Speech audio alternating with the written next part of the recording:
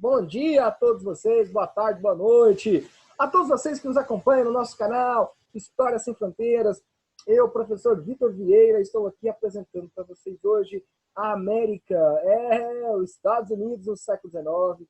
Vamos trazer aqui, nesses poucos minutos, algumas informações que vai colaborar para a sua prova, para o seu exame do Enem, ou para a sua prova no colégio mesmo. Você que está aqui no Brasil, fora do Brasil, em qualquer parte do mundo, seja bem-vindo, Arla! Seja bem-vindo, né? Todos vocês, benvenuto, olha só, bem-vindo, todo mundo aí, welcome, welcome também, vamos lá. Senhores, sejam todos bem-vindos à nossa aula de história, então. Se prepare para a nossa viagem. Veja que está aqui o último moicano, olhando de longe, os americanos lá embaixo, né? O exército das 13 colônias ocupando as terras indígenas. Eita lasqueira, vamos lá. Senhores, primeiro plano, então, nós vamos observar os Estados Unidos no século XIX. Eu vou deixar de maneira bem ampla para vocês. Após a independência dos Estados Unidos, começou uma política de migração, né? De emigração, principalmente europeia, tá? Primeiro, a ocupação das regiões das 13 colônias ali do litoral atlântico. Depois, uma marcha para o oeste. Isso vai acontecer também. Nós vamos observar aqui. A população americana, gente, ali por volta de 1776, não passavam de 3 milhões e meio de pessoas. Pouco mais de 20 anos, ela dobrou para 7 milhões. Por quê? Incentivo à imigração europeia. Muitos europeus, né, devido às guerras que estavam na Europa, às más condições de trabalho, muitos resolveram vir para os Estados Unidos à procura de terras, tá? Que tinham terras em abundância, essa era a propaganda, e trabalhar nos Estados Unidos, né? O primeiro tipo de trabalho que você tem nos Estados Unidos seria aquele trabalho braçal nas grandes propriedades ou nas médias propriedades, pequenas propriedades. Na grande propriedade, que seria no sul, né, as grandes fazendas, né, aí você tem um sistema de plantation. O que é isso, professor? Mão de obra escrava, grande propriedade, né, que é o latifúndio, monocultura e tudo que é produzido voltado para o mercado externo, para exportação. Beleza? Tá, quais são os produtos? Bom, cana-de-açúcar, algodão são os principais produtos. Depois, lá na frente, vai vir a laranja, mas o principal é a cana-de-açúcar, tá? E o algodão. Beleza? Bom, senhores, a partir do século XIX vai começar uma política de migração para o oeste. Só um minutinho dos comerciais aqui, rapidinho. É só um vapo de 2 segundinhos. Pera aí.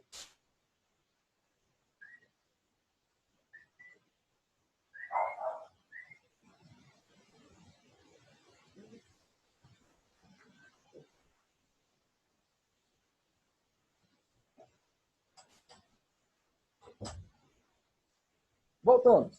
Senhores, então a ideia é o seguinte. Olha só. Vai ter, então, a conquista do oeste americano, a marcha para o oeste. Essa marcha para o oeste, ou para o far oeste, como eles sempre falam, ela é denominada nas provas de vestibulares, chamada de a conquista do oeste ou o destino manifesto. Grava essa palavra, grava essa frase, destino manifesto. O que é esse destino manifesto? Nós vamos avançar aqui agora. Destino manifesto é o seguinte, que Deus havia escolhido os americanos, lembrando que são americanos ali, né, protestantes, Deus havia, calvinistas, tudo bem? Deus havia escolhido os americanos para descobrir e explorar as terras do sul. Ou melhor dizendo, as terras do oeste. Deus havia escolhido eles. Então, se Deus havia manifestado essa vontade nesse povo, então eles tinham como obrigação cumprir com essa promessa de Deus com eles, de marcharem para o oeste. E nessa marcha para o oeste, preste atenção, ali eram territórios ocupados pela França, territórios ocupados pela Inglaterra, territórios, né, ocupados pelos espanhóis. Então, todo aquele território tinha, né, aquele oeste tinha as suas colônias ali, as suas denominações ali. Só que nesse local amplo e vazio, né, como é o pensamento americano, haviam nativos. E aí vai começar uma guerra dos americanos aos nativos. E aí surge aquele jargão que índio bom é índio morto. Que, na verdade, me desculpa, mas isso aí é um baita de um preconceito, tá? Na atualidade, é um baita de um preconceito, índio bom, índio morto, né? Mas vamos lá. Os americanos, então, precisavam de aumentar as suas terras, as suas pastagens, né? Aumentar a produção de alimentos, porque a população foi crescendo. Com isso também ocorre a descoberta do ouro lá na região da Califórnia. E isso vai fazer uma migração em massa de homens que estão no Atlântico a migrarem para o oeste, né? Então, ou seja, do leste para o oeste é uma distância muito grande. Aí tem lá o pica-pau, que volta e meia passa essa curtição, né? Mas enfim, é bem legal lá, mais para o oeste, enfim. Bom, alguns territórios os americanos vão comprar. Outros territórios os americanos vão fazer acordo. Outros territórios os americanos vão guerrear. Bom, compra de territórios. A Louisiana, que pertencia à França, Louis, né, pertencia à França, foi vendida para os americanos. A Flórida, que pertencia à Espanha, foi vendida para os americanos. O Alasca, que pertencia à Rússia, foi vendida também para os americanos. Vejamos que o Alasca não se encontra nas dimensões dos Estados Unidos. Ele está na fronteira com o Canadá. Tudo bem? O Havaí é uma ilha que pertence aos Estados Unidos. É um estado americano que está no Pacífico.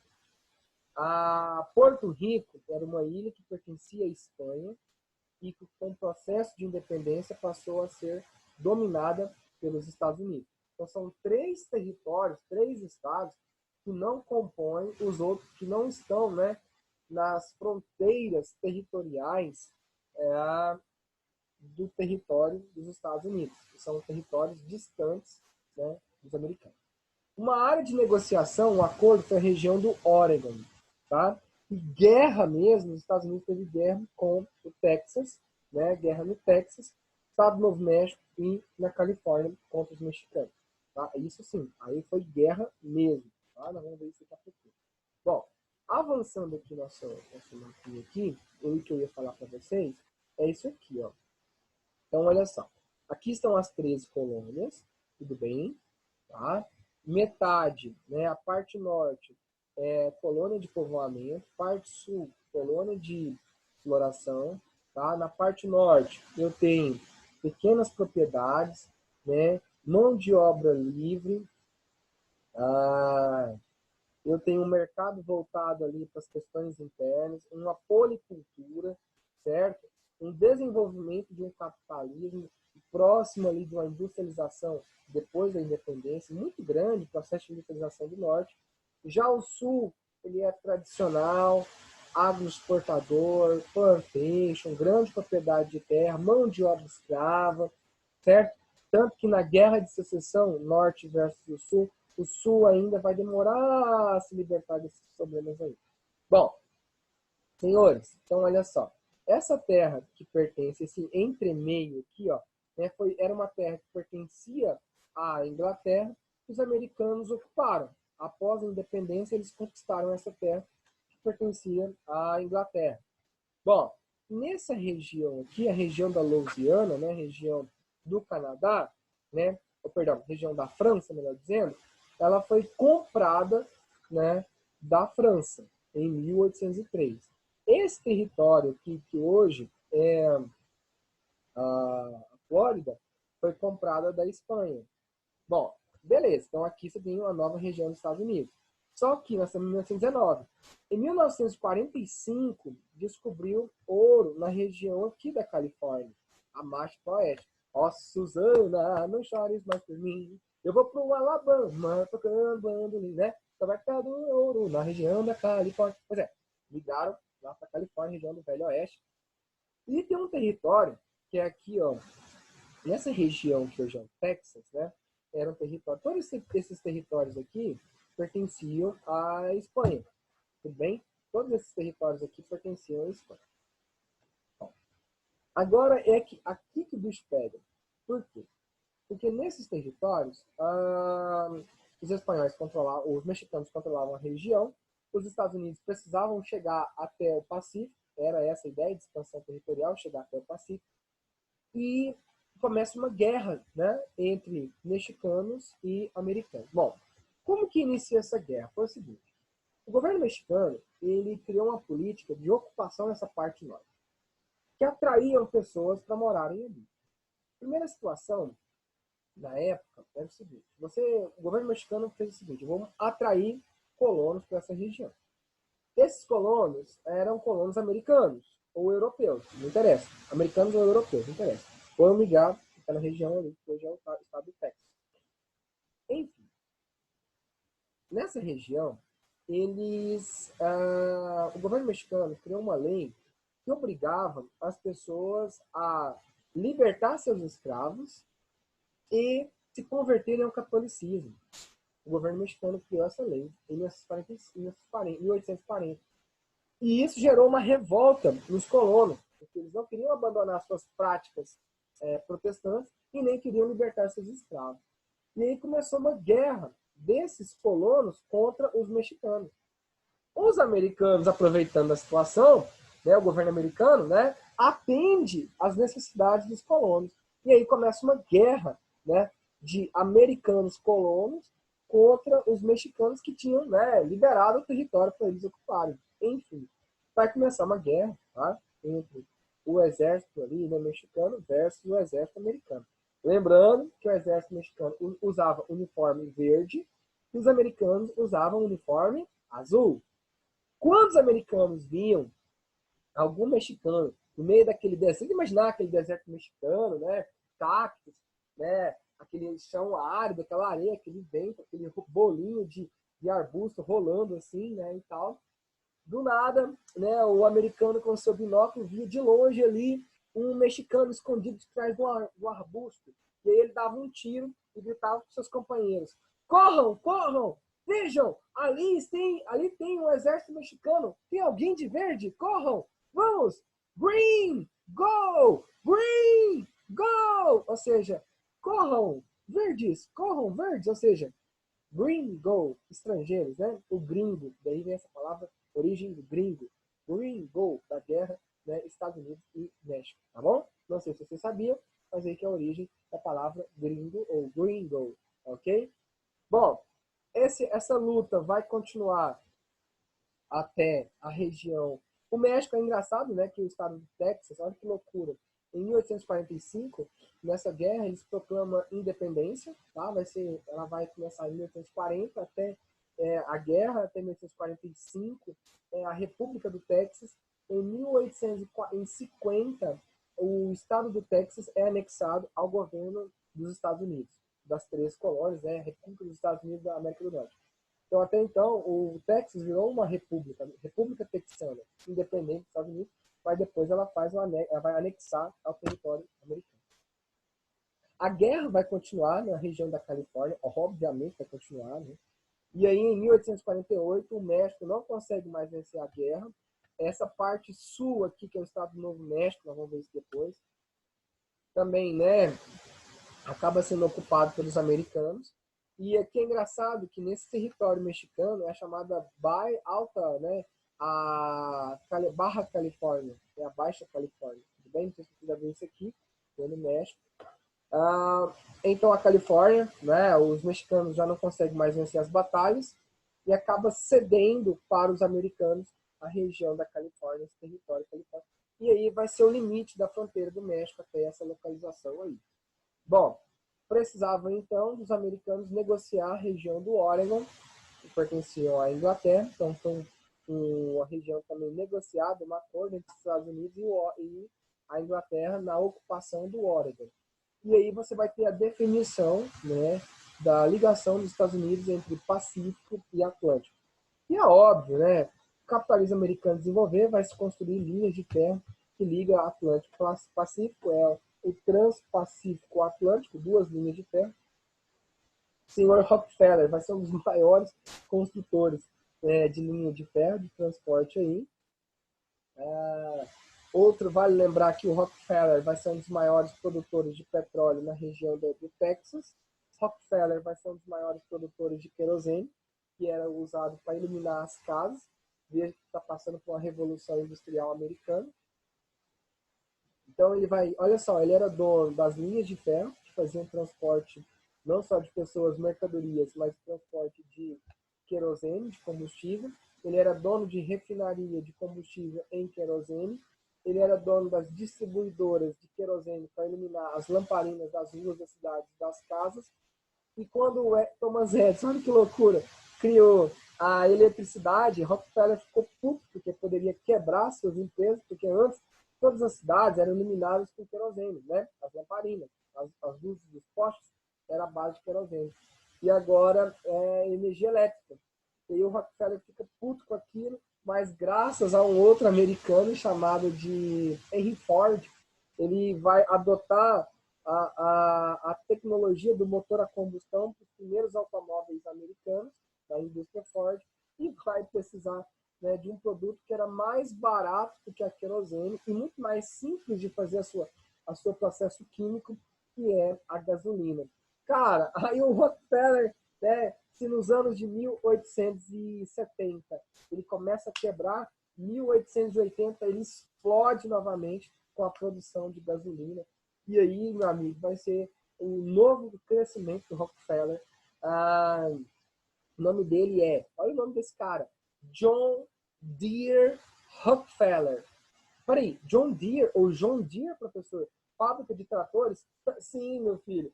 Uma das maiores, ele vai avançar para o lado automobilístico e vai ter os carros John Deere, principalmente fabricantes de tratores para atender os agricultores americanos. A John Deere, tá? Fiquem espertos. Rockefeller, bicho, hoje o patrimônio dos Rockefeller está na casa de 400 bilhões de dólares. É muito dinheiro, tá? É muito dinheiro. Bom, vamos avançar aqui então para a gente já terminar nossa aula aqui. Essa expansão americana, tá? Ela vai dar início aí uma grande ocupação territorial, né, de 9 milhões de pessoas em 1820. Em 1860, a população americana vai para 30 milhões. A parte norte, sempre produção industrial. Parte sul, nós vamos ter ali um processo de ocupação, produção agrícola, mão de obra escrava, plantation. Bom, desenvolvimento americano vai crescer demais, né? O mercado interno vai desenvolvendo, a indústria vai desenvolvendo cada vez mais, a necessidade de um trabalho livre e eficiente nas indústrias, mas é óbvio, com baixo salário, é obviamente isso, né? Crescimento industrial cada vez mais, a necessidade por matérias-primas, por isso que era preciso ocupar novos territórios, madeira, lenha, carvão mineral, aço. Então, os americanos precisavam ocupar esses territórios para atender às necessidades das suas indústrias.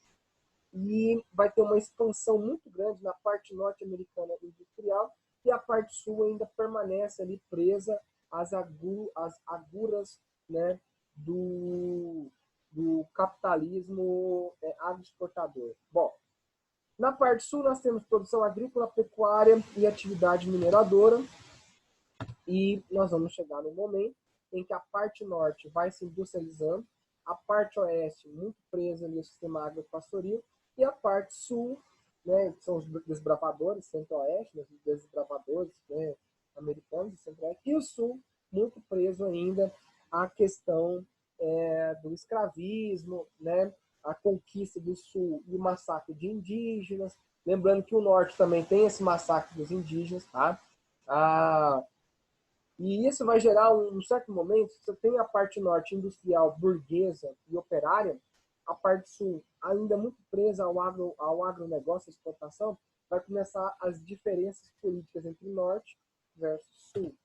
E aí nós vamos observar que vai ter uma guerra entre o norte versus o sul, né? De um lado, o povo da União e do outro lado, os confederados. O pessoal da União, né, na parte norte, eram do Partido Republicano, protecionistas e defendiam a libertação dos escravos. O pessoal do sul era do Partido Democrata, né, defendia o livre comércio, livre cambismo em qualquer, independentemente se é para proteger ou não o mercado, mas defendia o escravismo. Nessa guerra de secessão, o presidente da época, quem ganhou as eleições, era Abraham Lincoln, né? E Abraham Lincoln, ele vai promover, né, a libertação dos escravos em 1865, mas saindo, né, no seu segundo mandato, e óbvio, essa guerra de secessão, ela não para, ela vai continuar por um bom tempo. nós vamos observar grandes batalhas, vou deixar bem claro aqui. Essa parte norte são os unionistas, a parte sul são os confederados, tanto que eles até proclamam a independência dos confederados, tudo bem? Mas essa guerra não para, essa guerra vai ter milhões de mortes, e vai chegar um momento em que o sul vai acabar, né, se rendendo ao norte, vitória dos nortistas, muitas terras foram destruídas, o sul teve que entregar grandes propriedades para grandes generais do norte como forma de indenização. Muitas pessoas foram mortas no sul dos Estados Unidos, e esses caras que perderam a guerra, né, muitos proprietários de terra acabaram aderindo a um grupo secreto chamado de Ku Klux Klan, que perseguiam os negros abolidos. Abraham Lincoln, só para um momento rápido aqui, Abraham Lincoln, ele vai, né, negociar ali a situação, né, com o fim, para tentar acabar com o fim da guerra. Abraham Lincoln promove a libertação dos escravos em 1863, mas de fato só em 1866, com definitivamente o fim da escravidão nos Estados Unidos. Abraham Lincoln foi assassinado, né? Ele foi assassinado saindo de um teatro. Um sulista vai lá e dá um tiro nele, na porta do teatro ele toma um tiro e é assassinado. Isso gera uma comoção nacional. Os confederados eram liderados pelo general Jefferson Davis. E aí é nesse momento, então, né, em 1865, derrota do sulista e a negociação para os tratados de rendimento e unificação dos Estados Unidos, acabando com a Guerra Civil Americana. Para a gente terminar aqui, só para mostrar bem claro para vocês, como eu havia dito, muitos proprietários de escravos ficaram revoltados com a libertação dos escravos, porque não tinha a indenização, né? Mais de 60 mil pessoas foram mortas na Guerra de Secessão, né, do Norte versus Sul, e eles vão criar aí uma política de supremacia, tudo bem? O pessoal sulista, proprietário de terra, e essa supremacia é o chamado White Power, o poder para os brancos, a Ku Klux Klan, que até hoje são chamados de supremacistas, mataram milhares de pessoas nos Estados Unidos, e acredita-se que mais de 600 mil pessoas. Nos anos de 1920, esse grupo foi praticamente, né, colocado à ilegalidade. No início do século XX foi colocado em ilegalidade, mas ele retorna ali com algumas pessoas em 1930. 1950, com o fim da Segunda Guerra Mundial, eles começam a tomar atitudes, porque na lei americana não havia nada contra ao racismo. E aí, em 1900, olha que loucura, 100 anos depois, 1960, vai ser preciso um presidente morrer, e olha só, um presidente democrata, John Kennedy, que assina, né, a lei Direitos Civis Americanos. Nesse momento, temos um cara também, que é o chamado Martin Luther King, um filho de pastor e também doutor de teologia, que é morto, Martin Luther King, por defender o direito dos negros nos Estados Unidos. Olha só, um país que fala de democracia, que fala de liberdade, mas que essa juventude branca, supremacista, racista, né, ainda acredita na superioridade branca nos Estados Unidos. Né? E aqui tem uma foto ao lado de um negro sendo morto, né, por brancos, por motivos banais. Aqui embaixo, né, a foto aí do grupo da Ku Klux Klan, uma foto deplorável, né, que acaba perseguindo negros nos Estados Unidos. Bom, meus amigos, só para deixar aqui bem claro, o Destino Manifesto, né, nos americanos, doutrina Monroe, né, nos anos de 1824, o presidente James Monroe cria a ideia de América para americanos. Os Estados Unidos, no final do século XIX, vai criar a política do Big Stick, de, né, ampliação do domínio americano na América Central. Daí vem surgindo as repúblicas das bananas, vamos falar disso em outro momento. O dólar torna-se uma moeda internacionalmente comercializável, ocupando espaço da libra esterlina no pós-Primeira Guerra Mundial. Os americanos vão investir pesado na questão da frota naval. Bom, meus amigos, ficam aqui então meu abraço Valeu por ter participado da nossa aula de hoje. Fica o meu muito obrigado e até a próxima.